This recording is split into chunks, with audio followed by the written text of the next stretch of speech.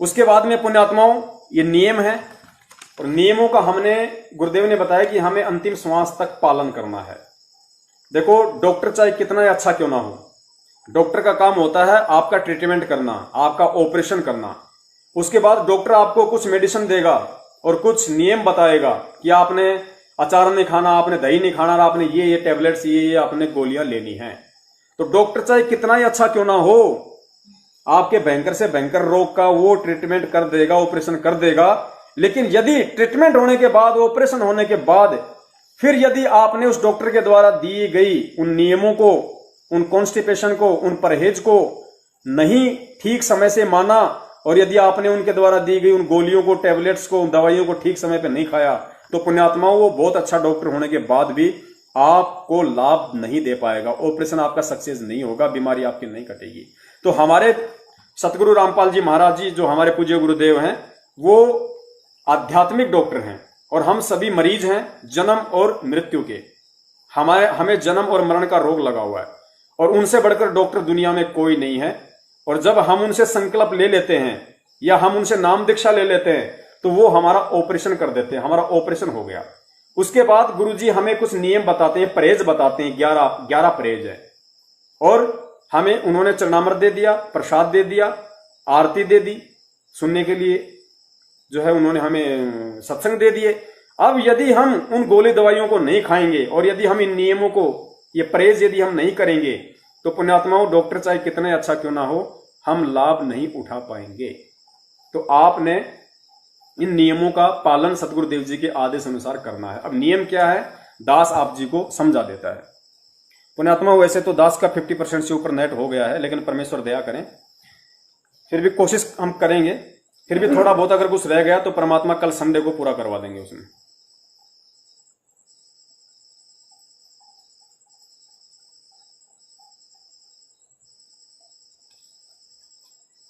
तो पुण्यात्माओं नाम दीक्षा इसमें लिखा हुआ है कि गुरु दीक्षा लेने से पहले आवश्यक नियम जिनका आपने अंतिम श्वास तक पालन करना है। अब पुण्यात्माओं हमें कैसे पालन करना है, हमें कैसे अपने गुरु को भगवान मानना है, गुरुदेव ने एक 9-10 मिनट के सत्संग के माध्यम से इस चीज को समझाने का पूरा प्रयास किया। ये नई पुण्यात्माओं के लिए विशेष वीडियो है। जो पुण्यात्माएं नाम दीक्षा ले चुकी हैं, भले सार नाम ले लिया हो, और जो ये वीडियो देख रही हैं उनके लिए भी अति विशेष है, अति आवश्यक है, क्योंकि बिना सत्संग के ही हम मार खाते हैं, चाहे सार नाम क्यों ना ले लिया हो। अगर सत्संग हम गुरुदेव के नहीं सुनते हैं तो हम मार खा ही जाएंगे, काल का दाव लग ही जाएगा। तो परमात्मा ने इन नियमों को निभाने के लिए कैसे, परमात्मा ने एक पतिव्रता औरत का एग्जाम्पल दिया है, और पतिव्रता औरत को फिर परमात्मा ने समझाने की कोशिश की है कि यहां पे आत्मा तो है औरत और सतगुरु है पति, और एक औरत वो कैसे वो पतिव्रता धर्म को निभाए, एक औरत कैसे पतिव्रता कहला सकती है, पतिव्रता के क्या क्या लक्षण होते हैं, क्या क्या उसके गुण होते हैं, कैसे वो अपने पति की नजरों में प्यार को प्राप्त कर सकती है, कैसे सम्मान प्राप्त कर सकती है, कैसे उसका पति खुश हो, कैसे उसका पति प्रसन्न हो, वो कौन कौन सी ऐसे काम करे जिससे उसका पति हमेशा उससे खुश रहे, उसको सारे लाभ दे। तो पुण्यात्माओं वो परमात्मा ने आत्मा और परमात्मा के एग्जाम्पल को देते हुए, यानी सांसारिक लोक में एक पतिव्रता औरत के ऊपर गुरुजी ने 9 मिनट का ये सत्संग किया है। फिर गुरुदेव ने बताया कि औरत तो समझो आत्मा को और पति समझो उस परमात्मा को। और ऐसे हमने इस भक्ति मार्ग में आने के बाद में अपने सतगुरु को अपना पति परमेश्वर समझते हुए हमें ऐसे व्यवहार करना है, उनकी ऐसी ऐसी हमने बातें माननी है, ऐसे नियम में रहना है, तब वो परमात्मा हमारे ऊपर प्रसन्न होगा। तो आप जी इस वीडियो को थोड़ा ध्यान से सुनिए पुण्यात्मा, बहुत ज्यादा दृढ़ता आएगी। ये साध संगति हो रही है पुण्यात्मा, ये सत्संग हो रहा है। परमेश्वर ने हमें इस चीज का आदेश दे रखा है, साध संगति, यानी भगत आपस में मिलके परमेश्वर की चर्चा करें, उनका गुणगान करें। बरवाला में गुरुजी सत्संग करते थे, उसके बाद क्या करते थे, भगत आपस में मिल बैठ के साध संगति करते थे। तो गुरुदेव ने कहा कि उससे आपको दृढ़ता आएगी। कोई पुराना भगत है, आपको अच्छी अच्छी बातें बताएगा, आपको दृढ़ता आएगी। तो ये चीजें हम सबके लिए जरूरी है। तो दास भी ध्यान से सुनेगा, आप भी ध्यान से सुनिए।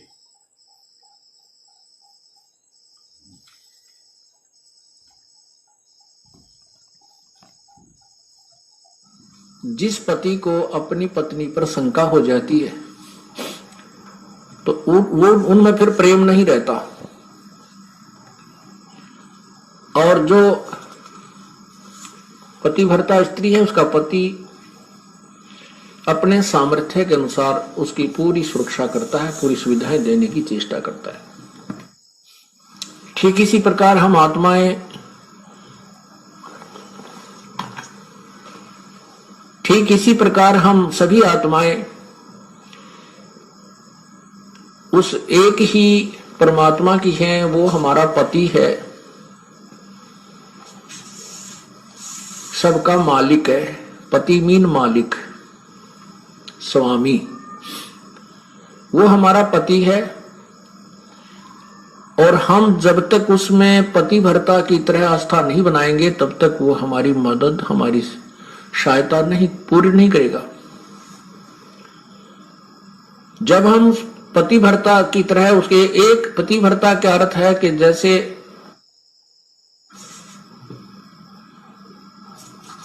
अपने पति के अतिरिक्त किसी भी परपुरुष में आस्था ना हो, चाहे कोई कितना ही खूबसूरत हो, कितना ही धनी हो, चाहे वो कितना ही चटक मटक हो, हमारे मन में दोष नहीं आना चाहिए।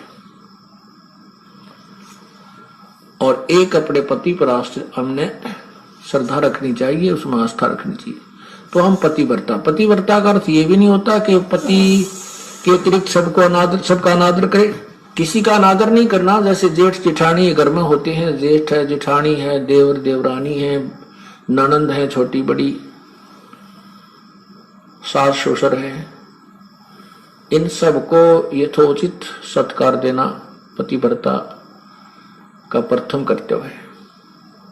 लेकिन जो समर्पण अपने पति में होता है वो किसी में नहीं हो सकता, नहीं होना चाहिए, तो हम पतिव्रता हैं। तो उस ऐसे ही जब हम कबीर परमेश्वर के चरणों में आते हैं, हमें ज्ञान होता है, तो हम अपने परमेश्वर के अतिरिक्त किसी के से अपनी मनोकामना पूर्णा की तरफ सपने में भी नहीं सोचेंगे, तो हम पतिव्रता है। ठीक है, हमारे कोई जैसे ब्रह्मा विष्णु महेश, देवता ऋषिजन संतजन कोई भी है, आदरणीय है, लेकिन पूजनीय नहीं है। जैसे पतिव्रता को अपना पति पूज्य होता है, उसी से को समर्पण करती है, तो वो समर्पण वो किसी को नहीं कर सकती, लेकिन आदर सबका करती है, वो आदरणीय है। इस भाव से जब हम प्रभु के चरणों में लगेंगे, तब परमात्मा हमारी सभी मनोकामनाएं पूर्ण करेगा। जब हम पतिव्रता हो जाएंगे इसके प्रति, किसी भी देवता से, किसी इष्ट से, किसी भी भूत प्रेत से या कोई झाड़े लानियों से हमारी कोई लिंक नहीं रहेगा, बिल्कुल सोचा नहीं सपने में। और फिर इस समर्थ के सहारे हम लगेंगे, तब ये हमें कितने सुख देगा। जब जो पतिव्रता जमी पर जो जो धर है पाव, समर्थ झाड़ू देत है ना काटा लग जावे। जैसे पतिव्रता स्त्री कहते पानी को चलेगी, पानी भरने के लिए, अर्थात अपने जीवन रूपी सफर में वो चलती है। आत्मा जो केवल एक इष्ट पूर्ण परमात्मा कबीर जी पर आश्रित है, उसके जीवन रूपी सफर में, जीवन रूपी रास्ते, यात्रा में, यात्रा के मार्ग में वो परमात्मा समर्थ भगवान कबीर परमात्मा ऐसे झाड़ू देता है। झाड़ू मीन हमारे आने वाले जीवन में जो संकट हो, पाप कर्म रूपी कांटों को वो साफ करता रहता है कि कहीं मेरी आत्मा को पीड़ा ना लगे, कोई दुख ना हो जाए। अब आपको थोड़ा सा परमात्मा की महिमा सुनाते हैं, पतिव्रता कैसे होनी चाहिए, अर्थात हम प्रभु पर कैसे आश्रित हों। ग्रीव सुकर्मी पतिव्रता सो आन उपावन मूल, एक पुरुष से परस है पतिव्रता समतूल। पतिव्रता का निष्कर्ष बताता हूं आन उपावन मूल, बिल्कुल भी किसी और की पूजा नहीं करे, वो पतिव्रता आत्मा होती है। एक पुरुष, जैसे इसमें दोनों ही पहलुओं पर विवरण दिया है, जैसे स्त्री अपने ही पति एक ही पुरुष पर आश्रित रहे, ऐसे ही आत्मा एक पुरुष यानी एक परमात्मा पर आश्रित रहे, कबीर भगवान पर। पतिव्रत शुक्र में सो जानिए, एक पुरुष से रात, निर्दाव निर्भरता ना दूजे से बात। अपने मनोरथ पूर्णा के लिए वो किसी अन्य पुरुष से बात, किसी अन्य भगवान की इच्छा नहीं करती, वो पतिव्रता होती है। ग्रीवे सवाल सुकुन किसको कहे, पतिव्रता सो नार, हुक्म अदूर न मेटा ही, सो पतिव्रता पार। देखो कितनी गहराई से बता रहे हैं, केवल यही एक लक्षण नहीं है पतिव्रता का। क्या बताते हैं कि पतिव्रता तो हो गई, अच्छी बात है, लेकिन पति कहता है वहां नहीं जाना और वो वहां अवश्य जाती है। पति कहता है ये काम नहीं करना और उसको करती है, तो वो भी पूर्ण पतिव्रता नहीं है। इसमें यही समझाना चाहे, जैसे हम संत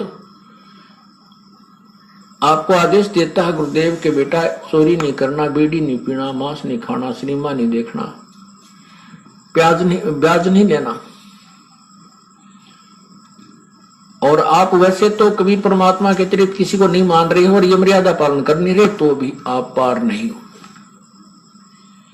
क्या बताते हैं, सवाल सुखन किसको कहे, पतिव्रता सो नार, हुक्म अदूल न मेट ही, सो पतिव्रता पार।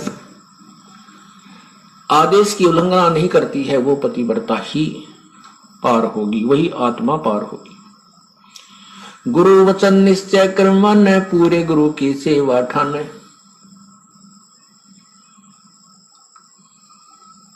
भाई जो गुरु वचन पे डट गे, कट गे फंद 84 के, कट गे फंद 84 के, कट गे फंद 84 के। भाई जो गुरु बचन पर डट गे, कट गे फंद 84 के। घर आंगन एक सारे है, बचन उल्लंघना होई।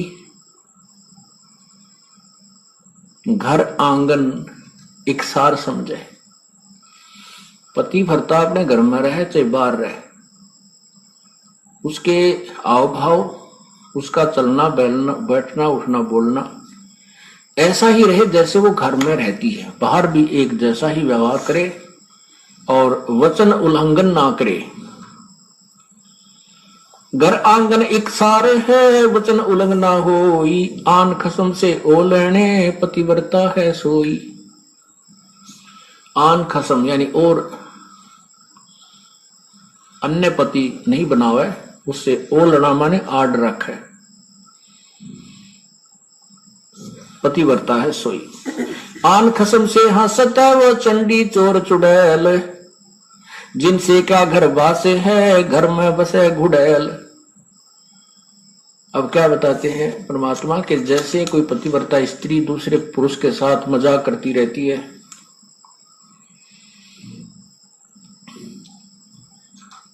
तो उससे दुर्भावना पूर्ण करती है, तो उसमें दोष है।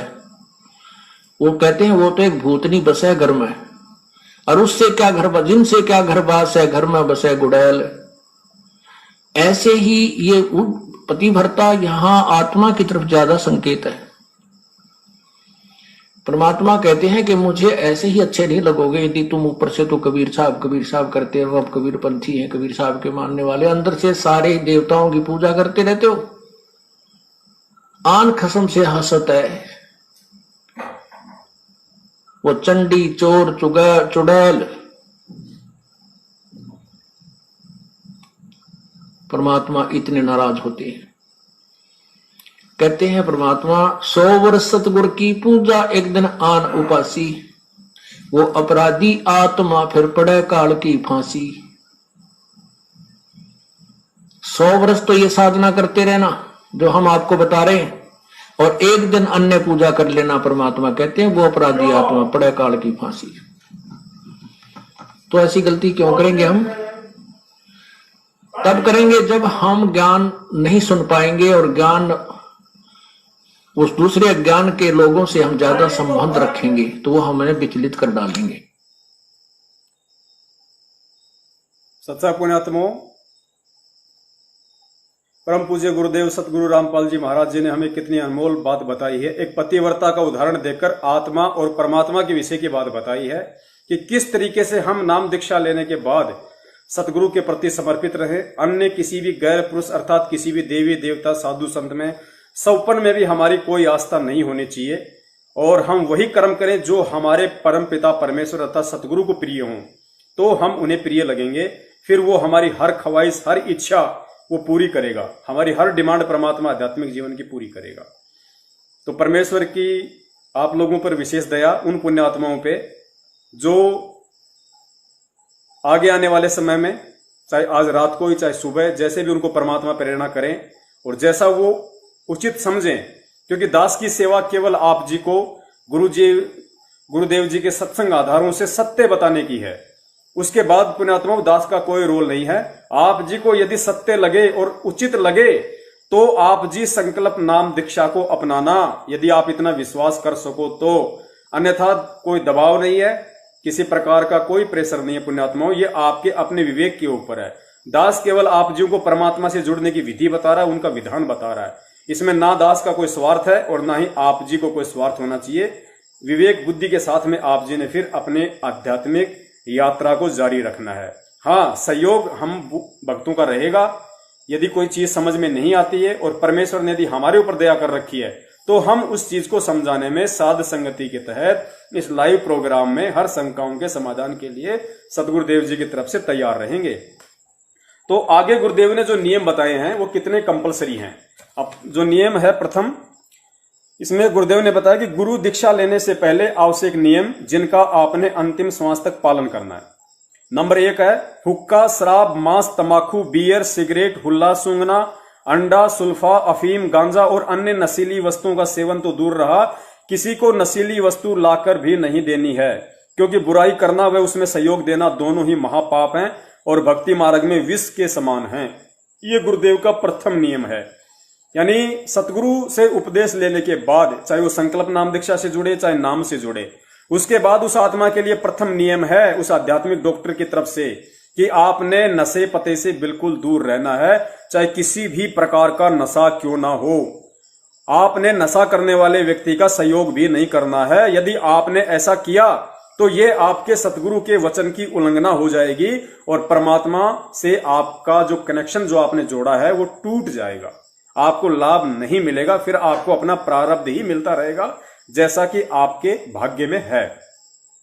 पुण्यात्माओं, सबसे पहला नियम जो परमात्मा ने बताया तो इसकी उपयोगिता भी बहुत ज्यादा है, क्योंकि नशा इस भक्ति मार्ग में सबसे ज्यादा बाधक है। गुरुदेव ने एक सत्संग में बताया कि हमारी जो नाड़ी होती है इला और पिंगला, जो ये नासिका होती है, एक इंगला एक होती है पिंगला, एड़ा और पिंगला। फिर यहां जो नाक की जो हड्डी है, गुरुदेव ने बताया कि यहां तो ये तो मांस है, यहां चल के जो हड्डी है जहां से नाक शुरू होता है हड्डी शुरू होती है, तो इस हड्डी के बीच में यहां पे एक सुराग और है, उसको बोलते हैं सुषुम्ना द्वार। उसको गुरुदेव ने सुषुम्ना द्वार बताया। तो वो सुषुम्ना द्वार जो होता है वो जन्म के कुछ समय बाद में हमारा बंद हो जाता है, और जो भगत की आत्मा है, सत भक्ति करने वाले की आत्मा, उसी सुषुम्ना द्वार से अंतिम समय में परमात्मा बाहर निकालता है। इस शरीर से जब आत्मा बाहर निकलेगी तो जो काल की जो भक्ति करते हैं, ब्रह्मा विष्णु महेश देवी देवता अन्य नकले संतों, वो तो निकलेंगे यहां से ब्रह्मरंध्र से, वो तो सीधे फिर काल के लोक में जाएंगे। और जो भगत होगा, जो सत भक्ति करता है, जो कबीर परमेश्वर की गुरु मर्यादा में रह के, उसकी आत्मा को परमात्मा 10वां द्वार भक्तों का सुषुम्ना द्वार है। काल लोक की भक्ति का 10वां द्वार है ये कपाल, यहां से ब्रह्मरंध्र। और जो भगत हैं, जो सत भक्ति करते हैं, गुरुदेव ने बताया कि सुषुम्ना द्वार से निकलेंगे। तो सुषुम्ना द्वार काल भगवान ने बंद किया होता है, और जब हम सतगुरु की शरण में आ जाते हैं तो परमात्मा की भक्ति से, मंत्र जाप से, सत्संग से, नियम मर्यादा में रहने से, उनकी सामर्थ्यता से फिर परमात्मा धीरे धीरे हमारा सुषुम्ना द्वार को खोल देते हैं। तो गुरुदेव ने बताया कि ये जो हुक्का पीते हैं, बीड़ी, शराब, गुटखा, मांस, ये जो है हमारे सुषुम्ना द्वार को बंद कर देता है। सुषुम्ना द्वार के लिए सबसे बड़ी बाधक है ये हुक्का पीना, सिगरेट पीना, बीड़ी पीना। तो ये भक्ति मार्ग में सबसे ज्यादा बाधक है। और सबसे बड़ा गुरु का वचन, गुरु बोले कि ये नहीं करना तो फिर नहीं करना, चाहे वो बाधा दे या ना दे। दूसरी बात फिर गुरुजी ने बताया कि हमारा जो बॉडी है उसमें सभी देवताओं का निवास है। जो पांचों जो प्रधान देवता हैं जिनके परमात्मा हमें प्रथम मंत्र देते हैं वो हमारे शरीर कमलों में विराजमान है। तो गुरुदेव ने बताया कि जो व्यक्ति मांस खाता है, शराब पीता है, ये जितने भी जो गुरुजी ने गांजा, अफीम, नशा, जितने भी प्रकार के नशे इस दुनिया में हैं, यदि वो करता है तो अपने शरीर में विराजित उन प्रधानों को वो जो है वो परेशान करता है, वो कृष करता है और देवता उससे नाराज होते हैं। अब नाराज होंगे तो फिर पुण्यात्मा सही तरीके से काम कैसे चलेगा हमारा। तो इसलिए परमात्मा ने प्रथम नियम बताया कि भगत साधु सोई जो सीधा चाल है, हमें गुरु मर्यादा में चलना है। इन चीजों को हमने भूलकर भी प्रयोग नहीं करना है। और यदि हमसे कोई बीड़ी मंगवाता है, हुक्का मंगवाता है, शराब मंगवाता है, या इवन गुरुजी ने यहां तक बताया यदि कोई सिगरेट पी रहा है, बीड़ी पी रहा है और आपसे कहे कि भाई साहब जरा वो माचिस देना वहां से उठा के, तो भी आपने नहीं देना, सहयोग भी नहीं करना है, क्योंकि ये गुरु वचन है। हमें इस चीज को ध्यान रखना है, गुरु वचन है ये। तो प्रथम नियम के विषय में गुरुजी ने फिर और क्या बताया, थोड़ा सा आप जी उसको ध्यान से सुनिए। 1 नंबर के विषय में, जो नियम के विषय में, इसलिए परमात्मा हमारे विकार छुड़वाते हैं। कबीर परमात्मा की रजा बिना ये प्राणी कोई भी विकार नहीं त्याग सकता और इन विकारों को ग्रहण बहुत शीघ्र कर लेता है। आप देखो हुक्का, तंबाकू, ये क्या लाभ देता है, सबको पता है, पीने वाला भी कहता है कि बहुत बुरी चीज है। हुक्का, तंबाकू, सिगरेट, बीड़ी, जहां भी जिस भी माध्यम से तंबाकू का सेवन होता है, ये सभी मानते हैं कि ये अच्छी वस्तु नहीं है, फिर भी पी रही है। और छोड़ने की प्रार्थना करते हैं तो कहते हैं हमारे बस की बात नहीं, हम नहीं छूटती, छोड़ नहीं सकते।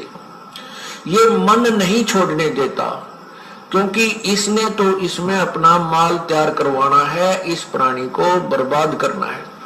कबीर परमात्मा की रजा होने के बाद ये प्राणी इन विकारों को छोड़ सकता है। ये मन कबीर परमेश्वर से डरता है, हिचकता है, उसकी कृपा से ही ये जीव को छुटकारा देता है। ऐसे ऐसे शराबी लोग और ऐसे हुक्का पीने वाले, चैन स्मोकर, सिगरेट पीने वाले, वो कहा करते थे कि आपके शरण में आने से पहले प्रभु कबीर जी की कृपा से नहीं थी जब हमारे ऊपर, हम बहुत प्रयत्न करते थे, हम भी दुखी थे शराब और बीड़ी से, तंबाकू से, हुक्के से, सिगरेट से। कोशिश करते थे कि इस बीड़ी को छोड़ दूं, कोशिश करते थे शराब को भी त्याग दूं। कई बार तो कहते हैं शाम के समय बंडल तोड़ के और फेंक देते थे बाहर कि आज नहीं पीनी, बीड़ी पीऊंगा ही नहीं रात को। कहते हैं रात को जब भी आंखें खुलती और बीड़ी की ऐसी ललक उठती कि रात के वह जूठे टोटके जो पहले पड़े थे कोई, उनको उठाकर और लगा लगा कर पीता, जब अपनी वो हवस शांत करता और फिर शुरू हो जाती। और जिस दिन से परमात्मा कबीर जी की कृपा हुई है, उसके बाद अब बदबू आती है। कोई और भी पीता है तो भी ऐसा लगता है जैसे ये क्यों पी रहा है, और हमें भी वो तंबाकू का धुआं बहुत बुरा लगता है। तो परमात्मा कबीर परमेश्वर जी कहते हैं कि ये तंबाकू, शराब, मांस, नशीली वस्तुएं कभी प्रयोग नहीं करनी चाहिए। ये काल ही करवा रहा है और परमात्मा की कृपा से, ज्ञान से, उनकी रजा से ये बुराई छूट जाती है। क्या बताते हैं, जैसे कई भक्त कहते हैं कि आपके गुरुजी तो गांव में त्राज करते हैं, एक आधा व्यक्ति, कि तुम्हारे गुरुदेव तो बच्चों को हुक्का भरने से भी मना करते हैं। ये कोई बात हुई? बूढ़ों की सेवा तो करनी चाहिए, बुजुर्गों की सेवा को भी मना करते हैं। बुजुर्गों की, वृद्धों की या माता पिता की सेवा को हम कभी मना नहीं करते, लेकिन अपने बुजुर्गों को और माता पिता को विष खिलाने से मना करते हैं। शराब तंबाकू ये विष है, ये धीमा विष है। अब उन बुजुर्गों से मैं प्रार्थना करता हूं कि जो तुम हुक्के को एक अपनी शानो शौकत मान बैठे हो, क्या उस हुक्के को आप अपने पोते या पोती को पिला सकते हो?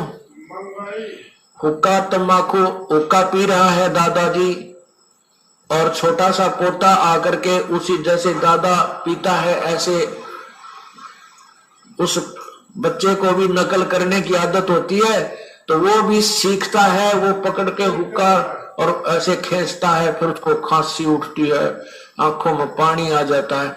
तो वो दादाजी कहता है, पिताजी कहता है कि ये हुक्का मत पीना, बहुत बुरी वस्तु है, आगे पियोगा तो तेरे थप्पड़ मारूंगा। और स्वयं पी रहा है, आप गलती कर रहा है, बच्चा न मना करे, बता कैसे असर होगा।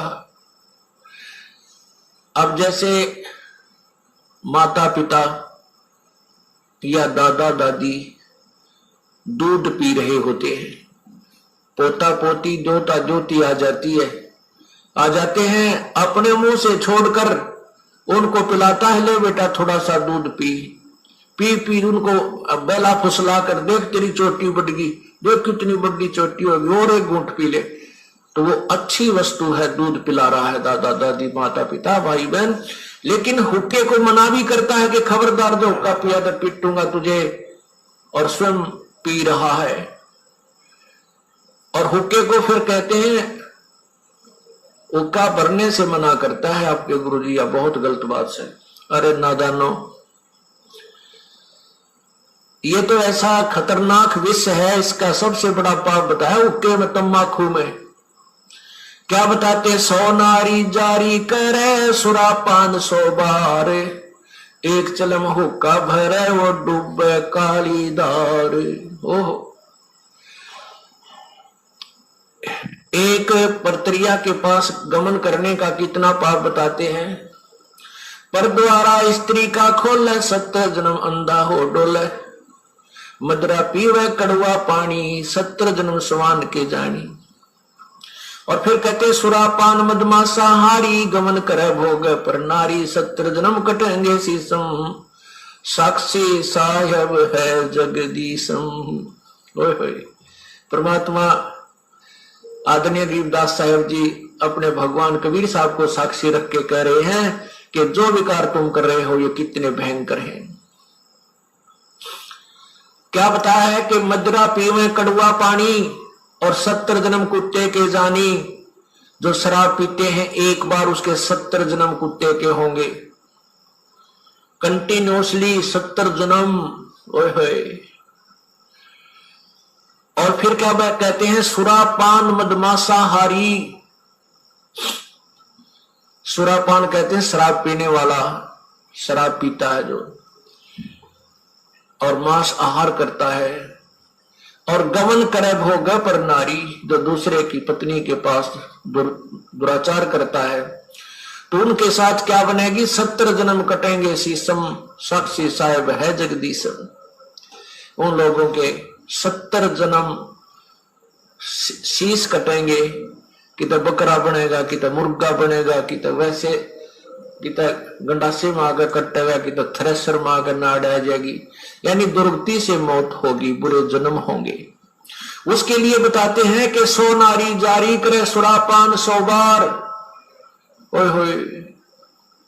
मदरा पीवे कड़वा पानी, शराब पीवे उसके 70 जन्म कुत्ते के होंगे। और ये 100 बार पीने वाला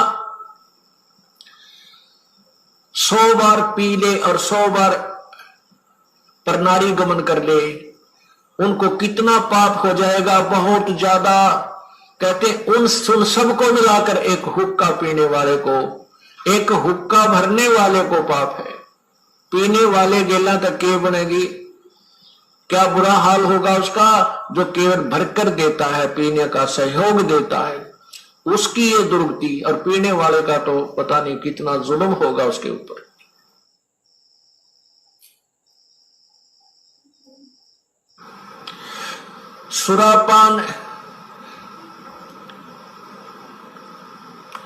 सोनारी जारी करे सुरापान 100 बार, एक चिलम हुक्का भरे वो डूबे काली धारी।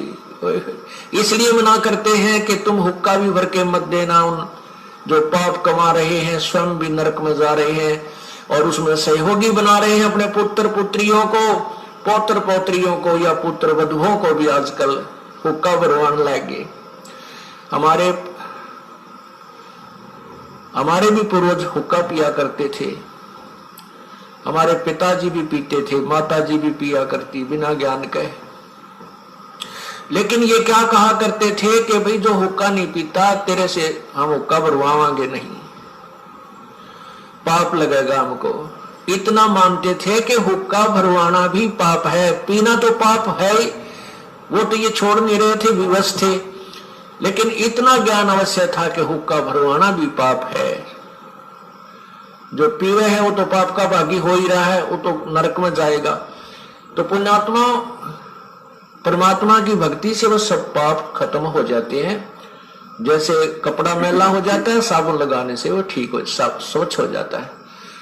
तो हमारे माता पिताजी को जब ये ज्ञान हुआ तुरंत त्याग दिया उसी दिन। उसके बाद आज 20 वर्ष हो गए, इन्होंने छुआ नहीं है उस पाप को। तो इसी को कहते समझा है तो सरदर पांव बहोर नहीं रे ऐसा दाव, निर्मल जीवन हो गया, समस्त शरीर हो गया और भक्ति भगवान की प्रवेश हो गई। सत्संग पुण्यात्माओं, आगे परमेश्वर ने हमें नियम नंबर 2 बताया कि किसी भी प्रकार का कोई व्रत, तीर्थ, गंगा स्नान आदि नहीं करना तथा किसी अन्य धार्मिक स्थान पर नहाने या दर्शनों के लिए नहीं जाना है। किसी मंदिर में पूजा और भक्ति के भाव से नहीं जाना है कि इस मंदिर में भगवान है। भगवान कोई पशु तो है नहीं जो उसको पुजारी ने मंदिर में बांध रखा है। भगवान तो कण कण में व्यापक है। उसके गुणों का लाभ लेने के लिए प्रथम तो गुरु बनाइए, नाम लेकर सुमिरन करो, तब आपको ईश्वरीय लाभ प्राप्त होगा। कबीर साहब कहते हैं, कबीर पर्वत पर्वत में फिरा कारण अपने राम, राम सरी के जन मिले जिन सारे सब काम।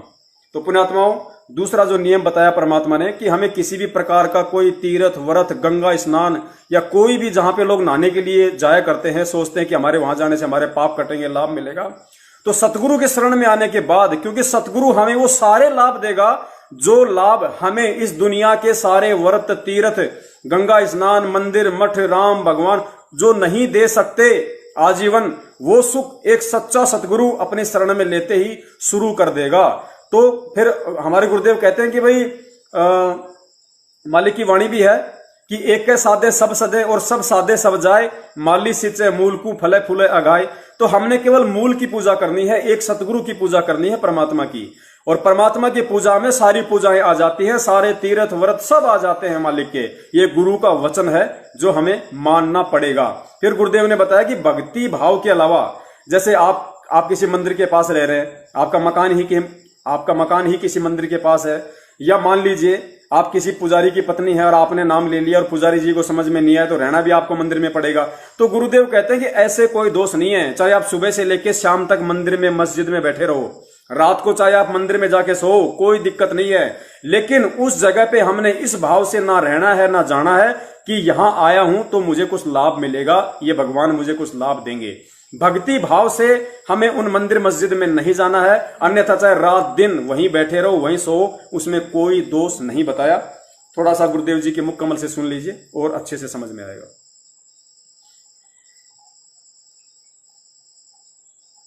कहीं पर आप देखते हो इन भ्रमित किए हुए अज्ञानी ऋषि संतों के द्वारा के फलाने स्थान पर का पर्व होगा, वहां पर भी लगेगी, पर भी वो है इनकी 1 घंटा 1.5 घंटा स्नान का समय निर्धारित करते हैं किसी सरोवर, तालाब या दरिया में। उसमें जो स्नान कर लेगा उसका बेड़ा पार हो जाएगा। ये कर रखा है ना ऐसा जुल्म। वहां बेड़ा पार नहीं, बेड़ा गर्क होता है। कैसे होता है? एक समय हरिद्वार के अंदर हर की पैड़ियों पर ये पर्व भी लगी थी। कुंभ के पर्व के ऊपर स्नान का समय निर्धारित किया था इन्होंने। वहां पर ये सभी त्रिगुण उपासक, रजगुण ब्रह्मा, सदगुण विष्णु, तमगुण शिव जी के उपासक, ये गिरी, पुरी और नागा, वैष्णो, ये कनपाड़े नाथ और बिना कन पाड़े ये सारे वहां इकट्ठे हो गए स्नान के लिए। स्नान करने का जब समय आया, वहां क्या होता है, गिरी अलग ग्रुप में, पूरी अपने न्यारे ग्रुप में, नागा अलग से इकट्ठे हो जाते हैं, वैष्णव अलग से इकट्ठे हो जाते हैं। वहां से फिर स्नान करने के लिए चलते हैं अपने अपने मुखिया के पीछे। सबसे पहले नागा चले गए ऊपर भी नहाने के लिए, पर भी लेन मोक्ष प्राप्ति के लिए बेड़ा पार कराने गए थे नागा। सबसे पहले पैर की पैड़ियों पर खड़े हो गए स्नान करने के लिए।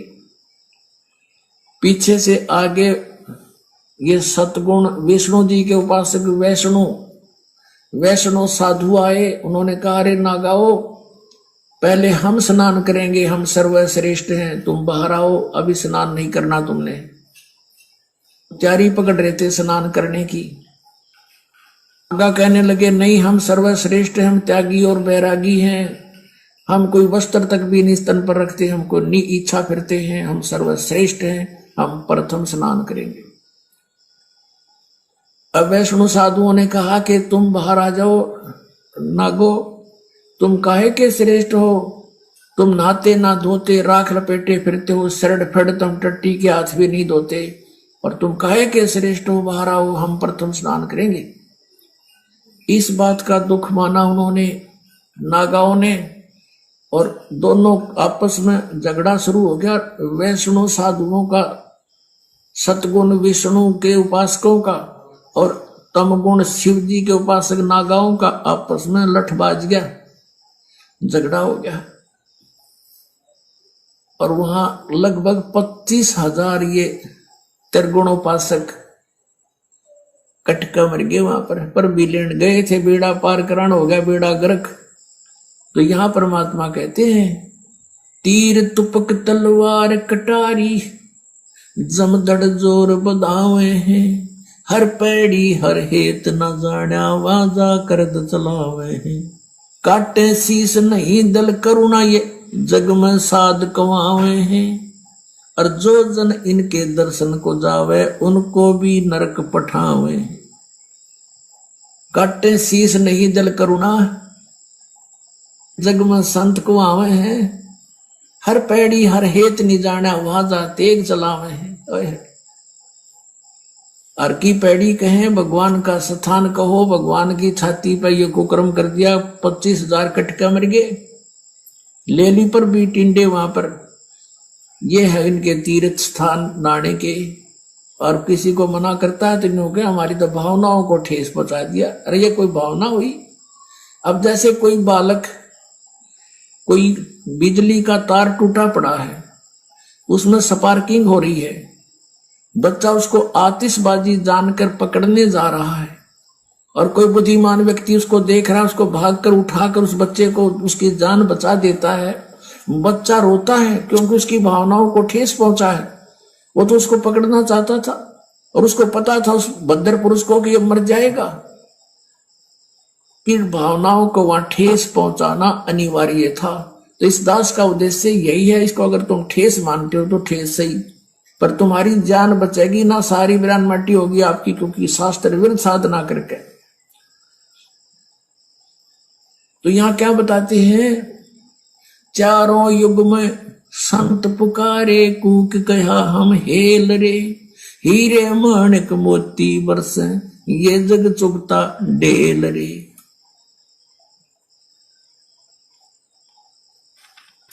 तो पुण्यात्माओं, आगे परमेश्वर का नियम नंबर 3 है, यदि किसी की मौत हो जाती है तो उसके फूल आदि नहीं उठाने हैं, ना ही कोई पिंड भरवाना है, ना ही 13 माही 6 माही बरसोदी पितृ पूजा, कोई भी समाधि पूजना, श्राद्ध निकालना आदि कुछ नहीं करना है।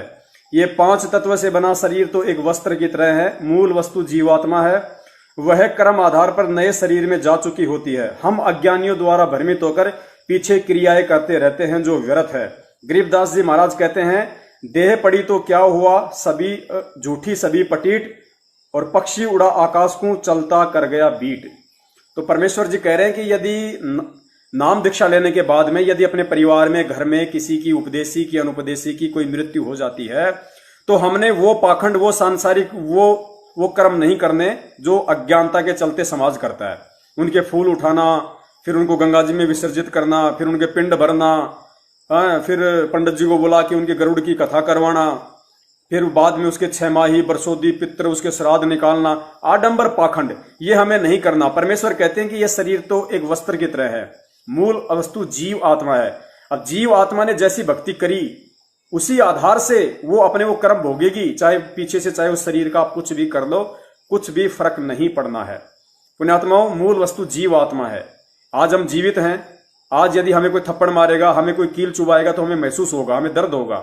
कल को जब मृत्यु हो जाती है तो जीव आत्मा निकल गई, अब ये शरीर मिट्टी है, चाहे इसको गाड़ो, चाहे इसमें कील मारो, चाहे इसको हथौड़ा मारो, इसको कुछ महसूस नहीं होगा।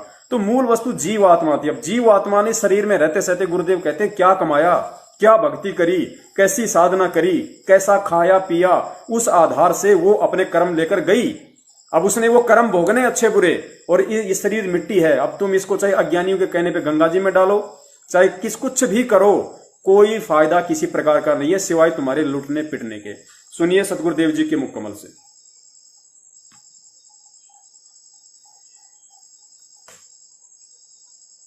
ये फूल क्यों उठाते हैं? अस्थियां, अस्थियां जो व्यक्ति मर जाता है, मृत्यु हो जाती है स्त्री पुरुष की, तो उसको जला देते हैं, स्वाहा करते हैं हिंदू रीति में, हिंदू समाज में। तो फिर उसके वो अस्थियां क्यों उठाते हैं? अब ये पहले जीव आत्मा जाता है तपस्या है, मनुष्य शरीरधारी, वहां इसका बक्कल उतर ले है, इसमें से जो गंध है वो निकाल कर फिर यू भेजा धर्मराज के पास। धर्मराज के पास इसका ऑटोमेटिक कैलकुलेशन पावर है, ये इतने कर्म किए, ये तेरा जीवन जा भागवा, तो ये प्रेत बन जाता है मान लीजिए। तो प्रेत बनते ही फिर सीधा इसको पटकते हैं नीचे, ये सीधा आता अपने घर ने, घर में इतनी लंबी कील गाड़े पावे, फिर यू बार बार फिर देखता है तेरे शरीर को कहां ले गए थे, शमशान घाट में। वहां पहुंचता है ये सूक्ष्म शरीर में, ये प्रेत आत्मा बनकर। तो वहां वो अपनी हड्डियों को अपनी मान कर उनका चिपक जाता है। अकिया मेरी, या मेरी को ताजा जला पावे, नारी पहचान हो सब उसकी तय, उसका चिपक जाए, ये है मेरा शरीर। अब ये क्या करते हैं जंतर मंत्र करने वाले, ये सेवड़े शावड़े नालायक, उन अस्थियां उठा लावे, उन अस्थिया को चिपका हुआ आवे कि मेरी है मेरी है, फिर उसका करके जंतर मंत्र, और फिर उसको किसी और में प्रवेश कर देते हैं, वह बिरान माटी उसकी भी और अगले की भी शुरू हो जाती है। तो इन पेट भर संतों ने, ऋषियों ने, गुरुओं ने क्या सोचा कि इन एक धंधा और दे जा, जिसका मरे है ये स्त्री या पुरुष। उनको ये कहने लगे, इनके पास कोई मोक्ष मार्ग तो था नहीं कि इसका कल्याण हो जाए बेचारे का। तो वो यूं कहने लगे, तुम इन सारी राख न डाल के और गंगा में बहा दो।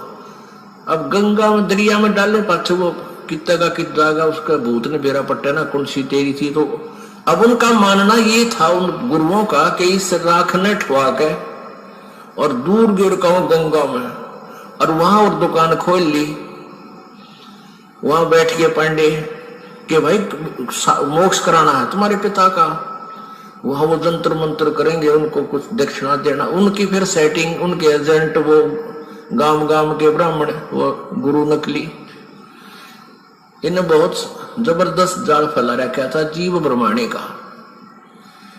तो वहां फिर ये अस्थि ठाण का प्रोग्राम शुरू हो गया।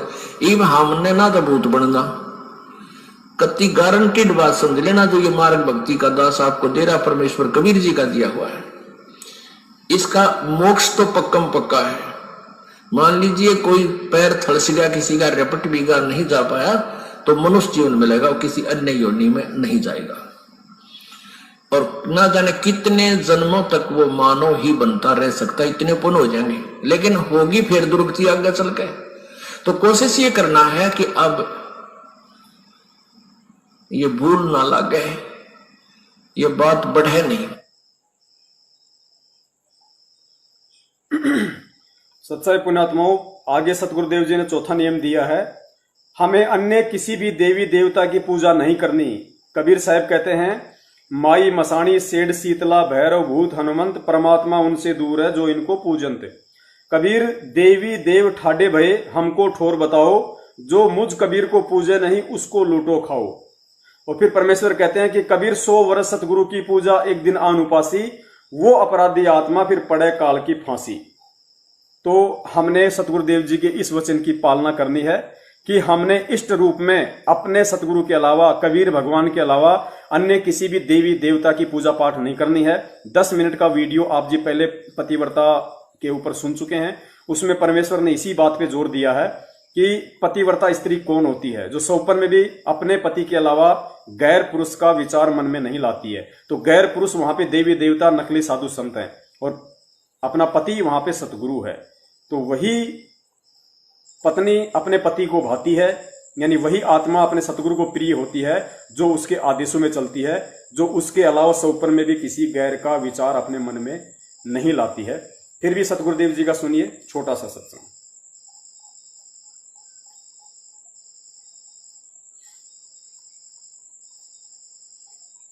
अब हम उस परमात्मा को इष्ट मानकर पूजा करेंगे तो हमारी शास्त्र अनुकूल साधना होगी। और इसमें कहा है कि सारा जो शास्त्र अनुकूल साधना करने से हमारे शुभ संस्कार बनेंगे। ये भक्ति रूपी पौधा बड़ा होगा, ब्रह्मा विष्णु महेश के पास हमारे संस्कार जाएंगे, और ये बिना मांगे आपको देंगे, आपको बिना मांगे देंगे। जैसे फल लदपट हो बेटे निया के, आप भी खाओ, रिश्तेदार भी ले जाओ, और पड़ोसी भी तोड़ ले जाओ तो भी समाप्त ना हो। तो इतना इस प्रकार हमारा ये पूरा भक्ति क्रम पूरा होता है। तो हम आपको सबसे पहले परमात्मा ने कहा है कि तीनों देवा इन कमल दलों में बसे, ये ब्रह्मा विष्णु महेश, और प्रथम इनकी वंदना और फिर सतगुरु उपदेश। तो हम इनकी पूजा नहीं कर रहे, हम किसी का किराया दे रहे हैं। जैसे हम टैक्स भर रहे हैं बिजली का, हम बिल भर रहे हैं इसका, टेलीफोन का, वो पूजा थोड़ी कर रहे हैं। वो तो हम उनको दे रहे हैं, तो हमें हमारी सुविधाएं जारी रखेंगे, नहीं देंगे तो करेक्शन काट देंगे। तो हम शास्त्र अनुकूल साधना कंप्लीट कोर्स ना करके अपनी अपनी डफली पीट रहे हैं, जिस कारण से हम परमात्मा से मिलने वाली साधना से वंचित होकर के हम नास्तिक होते जा रहे थे। अब परमात्मा ने दया करी आपके ऊपर और इस दास के ऊपर। इस दास को बनाया वो तत्वदर्शी संत, और जो ज्ञान परमात्मा 600 वर्ष पहले छुपा के थे खजाना, इस दास को चाबी दे दी। अब दास ने खोल दिया उसके बच्चों के सामने, अब खाओ और खर्चो, चलो सतलोक में।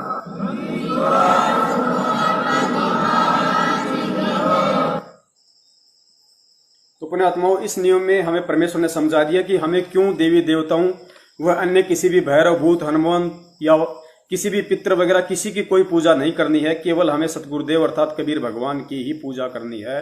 अन्य से हमें ना कोई लाभ होना है। और यदि हमने ये गलती की तो सतगुरु के वचन की उल्लंघना होने से हम भक्ति मर्यादाओं से दूर हो जाते हैं। दूसरी बात, हमें परमेश्वर ने बताया कि हम कोई भक्ति छुड़वाते नहीं ब्रह्मा विष्णु महेश की, लेकिन पूजा हमें केवल अपने सतगुरु की ही करनी है, परमात्मा की ही करनी है। हमें इनकी साधना करनी है। साधना अगर करते रहेंगे तो हमें यहाँ की सुख सुविधा मिलती रहेगी, क्योंकि ये ब्रह्मा विष्णु महेश जी यहाँ के मैनेजर हैं, और परमात्मा हमें जो भी लाभ देगा वो इन मैनेजरों के माध्यम से ही देगा, क्योंकि ये व्यवस्था भी परमात्मा ने ही की हुई है। तो इसलिए परमात्मा हमें ब्रह्मा विष्णु महेश जी से लाभ लेने का वास्तविक विधि बता देते हैं। वास्तविक इनके जो मंत्र हैं वो हमें उन्होंने दे दिए। तो हमने केवल जब तक हम यहाँ रहेंगे इस शरीर में, तब तक हम केवल इनसे सुख सुविधा लेते रहेंगे, जो परमेश्वर के माध्यम से जो परमेश्वर इनको देंगे और ये हमारे को देंगे। तो हमने केवल इनकी साधना करनी है, भक्ति, इनकी पूजा नहीं करनी है। हमें परमेश्वर इनके वास्तविक भक्ति मंत्र बता रहे हैं, जिनसे ये जल्दी आकर्षित होंगे। एक सत्संग में गुरुदेव ने बताया कि जैसे भैंसा को भैंसा राम करते रहो नहीं देखेगा, आप कुत्ते को कुत्ता कुत्ता बोलते रहो वो नहीं देखेगा, क्योंकि वो तो उनके शरीर के नाम है, लेकिन उनको आकर्षित करने का क्या मंत्र है वो अलग है। अब जैसे भैंसा राम है, उसको भैंसा राम कहोगे नहीं देखेगा। तो गुरुदेव ने कहा कि उसको थोड़ा सा बोल दो उर्र रही, तो गुरुदेव कहते हैं तुरंत देखेगा, कान खड़े कर लेगा, कहां से आवाज आई। आप कुत्ते को कुत्ता कुत्ता कहो नहीं सुनेगा, उसको धीरे से बोल दो त्योल त्योल, तुरंत देखेगा, क्योंकि वो उनको जो है आकर्षित करने के वास्तविक मंत्र हैं, कोडवर्ड है वो। तो इन सभी देवी देवताओं के, ब्रह्मा विष्णु महेश जी के, दुर्गा के, गणेश जी के, शंकर जी के, इनके वास्तविक जो मंत्र हैं जो दुनिया नहीं जानती, ये ओम नमः शिवाय, हर हर महादेव, ओम नमः भागवते विष्णु देवाय नमः, जय गणेश, ये मंत्र नहीं है। ये तो नकलियों ने अपने मनमुखी रूप से बना रखे हैं। वास्तविक इन देवी देवताओं के जो मंत्र हैं वो सतगुरुदेव जी हमें देते हैं, ताकि इनसे ये देवता जल्दी जो है हमारी तरफ आकर्षित होते हैं।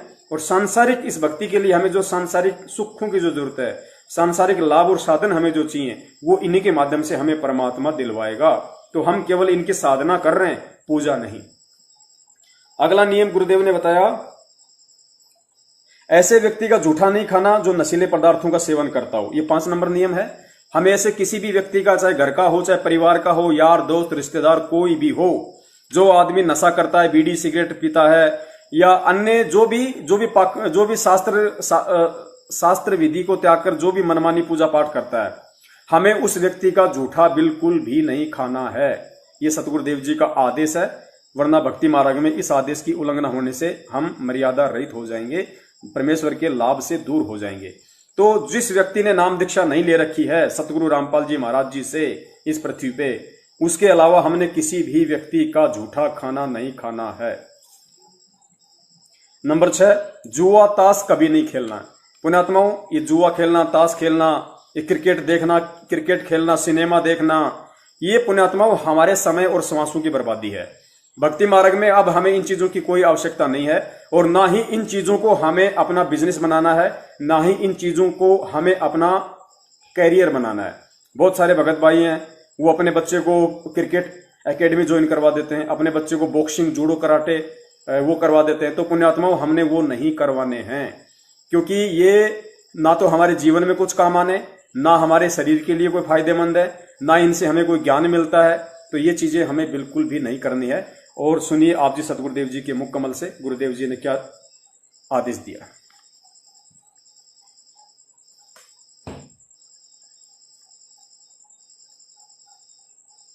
तो यहाँ बीड़ी, शराब, मांस, तंबाकू और किसी प्रकार का दहेज, बकवाद, सांग, सिनेमा, फिल्म, ये बकवाद नहीं देखनी, ये मैच नहीं देखने आपने। अब क्योंकि जब हम साधु हो जाएंगे, संत हो जाएंगे, जब हमने पता लग जाएगा कि देखा कोई देखने की चीज है, ये ताश खेल रहे हैं, ना हाँ मार बेगम, और कभी लेना नहीं देना, क्यों मन में बकवाद चाहिए, और सारा दिन सुबह से लेकर शाम तक लेट कर देखेंगे। और इसी तरह ये मैच, क्रिकेट के मैच 3-3 दिन आंख फाड़े बैठे रहे, क्या मतलब है इसका? अपनी भक्ति करे, मालिक ने याद करे, वह खेलना हम देखा, जैसे मैं लड्डू खाऊं और तुम देखो, ओहो वो 2 खा गया, तुमने क्या मिला बोले आदमियों। तो ये बालक बुद्धि से हमने थोड़ा हटके चलना पड़ेगा। वह तो अपने पैसे कमाओ, करोड़पति हो गए हैं, अरे ये भोले आत्मा उड़ बैठे बेमतलब टीवियां पर बैठे रहे, काम भी छोड़ दे। तो ये सारी बीमारी इस आधुनिक उपकरण का दुरुपयोग से होगी। ये फिल्म बकवाद गढ़ सारी उल्टे सुलटे हैं। किसी ब्याह दिखाओ लड़की का, एडवर्टाइजमेंट करो, न घोड़ा पर, बाजा पर, डीजे, वह बीमारी सारे समाज में ठोक दी। और हम इससे उल्टा हटाएंगे। भक्ति तभी से रखना, अगर आपने जुट ही रखने हैं तो चाम के नहीं रखना, क्योंकि ये पशुओं को बेरहमी से मारा जाता है और उनसे काट कर ये चाम तैयार किया जाता है। पहले पुराने समय में जो चर्मकार यानी चमार जो जूते बनाते थे, वो जीवित पशु को नहीं मारते थे। पशु मर जाते थे, उनकी खाल उतार करके अपनी मेहनत से उसको फिर जूता बनाने योग्य तैयार कर लेते थे। अब वर्तमान की तरह एक एक व्यक्ति 6-6 जोड़ी जूते नहीं रखता था। एक जूता जोड़ी, वह भी कति टूट ले, लित्र बन ले, उसके फिर थेगड़ी लवाए जाते थे और पहनते रहते थे। अब वर्तमान में तो बहुत जुल्म हो रहा है। भैंसों को, काटड़ों को, गौवों को बढ़िया चाम बनाने के लिए एक ऐसा केमिकल प्रयोग करते हैं, जीवित को भूखा रखते हैं, प्यासा रखते हैं, ताकि वो मांस समाप्त होकर के और चाम में समा जाए। और उसके जीवित के ऊपर ही फिर कहते हैं बहुत जबरदस्त गर्म पानी डाल देते हैं, वो फूल जावे और वो पशु बहुत बुरी तरह चिल्ला रहा होता है। फिर उनको काट दिया जाता है गर्दन से और फिर वो बढ़िया जूते बनाए जाते हैं। तो पुण्यात्मा, जिस दिन से इस दास को ये ज्ञान हुआ है चांद के जूते, चांद की बेल्ट उसी दिन से त्याग दी थी। ऐसे ही आप जी को चाहिए कि चांद प्रयोग ही करना बंद कर दो, फिर अपने आप इन जीवों की हिंसा बंद हो जाएगी। मांस खाना बंद कर दो, अपने आप सुधार होना शुरू हो जाएगा। ये बातें कहन सुन से नहीं, ये किसी तरीके से इनका अंत किया जा सकता है। आजकल और अन्य बहुत अच्छे एक्शन वगैरह के जूते आते हैं, उनको पहन लीजिए। और जैसे मिलिट्री वगैरह में है, वो सरकारी मामला है, गवर्नमेंट का है, वहां आपको दोष नहीं है वो कैसे जूते पहनने को दे। प्राइवेट फिर आप वो नहीं पहनोगे, केवल ड्यूटी के समय वो पहन सकते हो, उसके बाद अपना दूसरे सिंपल चप्पल पहन लो, चाहे हवाई चप्पल, ये भी बढ़िया। हमने अपने पापों के जो सोर्स हैं उनको खत्म करना है और जो पुण्य के सोर्स है उनको बढ़ाना है।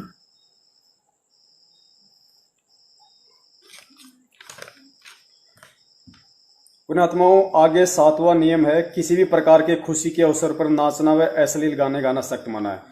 जाहिर सी बात है, हम भगत हैं, हमें बकवादों से दूर होना होगा, हमें केवल भगवान के नजदीक जाना है और भगवान के नजदीक जाना है तो हमें इन सभी बकवादों से दूर हटना पड़ेगा।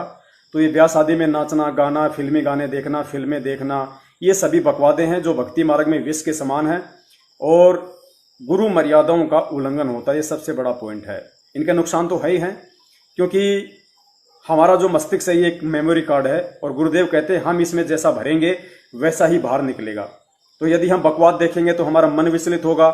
और दूसरी बात, जब यदि बकवादे हम देखेंगे, फिल्म देखेंगे, ये गाने देखेंगे, और परमेश्वर कहते हैं जब तुम भक्ति करने बैठोगे, मंत्र करने बैठोगे, आरती करने बैठोगे, तो काल भगवान जो तुमने बकवाद इस मेमोरी कार्ड में फीड की है, वो फिल्में, वो क्रिकेट, वो फालतू के लोगों के साथ में बैठना, उल्टी सीधी बातें करना, जो बकवाद तुमने इस मेमोरी कार्ड में भरी है, और जब तुम भक्ति शुरू करोगे तो काल भगवान उस मेमोरी को चालू कर देगा, तो तुम्हें भक्ति में मन नहीं लगने देगा। वो बकवादे तुम्हारे अंदर आएंगी बार बार, वो फिल्मी गाने याद आएंगे, यार दोस्तों के साथ बैठ के की गई मीटिंगें याद आएंगी। तो भक्ति मार्ग में ये विष के समान है और गुरु का आदेश है। नियम नंबर 9, नियम नंबर 8, अपने गुरुदेव जी की आज्ञा के बिना घर में किसी प्रकार का यज्ञ हवन धार्मिक अनुष्ठान नहीं करवाना है। बंदी छोड़ अपनी वाणी में कहते हैं, गुरु बिन यज्ञ हवन जो कर ही मिथ्या जाए कभू न फल ही। गुरु बिन होम यज्ञ जो साधे औरों 10 मन पातक लागे। यानी गुरु जी की आज्ञा के बिना जब आप भक्ति मार्ग में आ जाओ तो गुरु जी यानी सतगुरु रामपाल जी महाराज जी के आज्ञा के बिना आपने किसी से कोई पाठ धर्म यज्ञ हवन नहीं करना है। आपने कोई बड़ा भंडारा नहीं करवाना इस मकसद से कि मुझे लाभ मिले। भाई भगत अगर आपस में मिल रहे हो, परमात्मा की चर्चा कर रहे हो, तो चाहे 100 भगत इकट्ठे हो, 200 भगत इकट्ठे हो, वहां बैठ के यदि परमात्मा की चर्चा के नाम पे या किसी सत्संग के बहाने यदि आप इकट्ठे हुए हो तो आप वहां पे आओ। चाय पानी भी हमें पीनी है, भंडारा भी करना है, साधारण भंडारा। लेकिन ये सोच के नहीं कि मैं जगत वालों को भंडारा करवाऊं, मुझे लाभ हो जाएगा, मैं उनको कंबल बांटूं, ये नहीं करना। फिर किसी भी अन्य गुरु से या किसी भी व्यक्ति से हमें पाठ हवन यज्ञ नहीं करवाना। गुरु के अलावा हमें किसी से कोई पाठ नहीं करवाना। आज जितने भी लोग जो सतलोक